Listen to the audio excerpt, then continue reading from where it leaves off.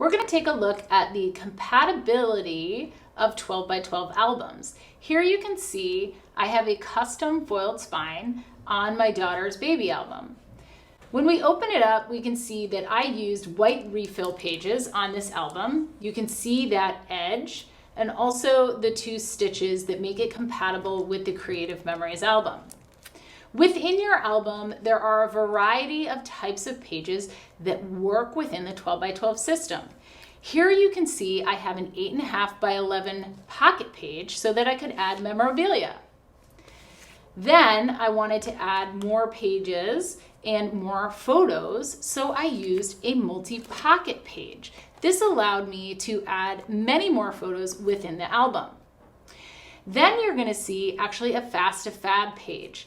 These hearts are printed directly on that page, and I'm able to mix it in within other types of pages within the album. It has that nice durable edge that makes it easy to turn. This page I did completely from the blog, which is a great resource to create beautiful scrapbooked pages, and then of course another multi-pocket page. So you can see that you can mix the different types of pages within the Creative Memories album system. Finally, once we get to the back of the album, these pages are actually printed through our custom designer. So I designed these on the Creative Memories website. You can see the larger photos, and then you order them. They're printed digitally, and you can insert them directly into the Creative Memories 12 by 12 album. Here you can see I even added peekaboo pockets to that digitally printed page. Digitally printed pages can be great for unique pages, such as this final monthly page of her album. Every album page that I used within this 12 by 12 album perfectly complements the look that I wanted to see in this baby album. Page approach that I used in the toddler album. Here you can see again, as my daughter grows up, I have a custom foil spine that says toddler years. This album is a different approach because I used top-loading 12 by 12 pockets.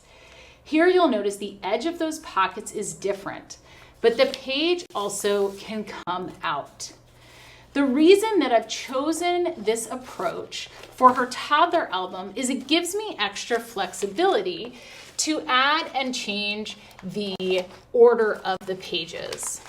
Because baby albums are easy to do chronologically, I chose the refill pages, and because I want more flexibility in the toddler album, I have chosen the top loading pages. Here within the top loading pages, you can still add multi-pocket pages, as you see I have done here.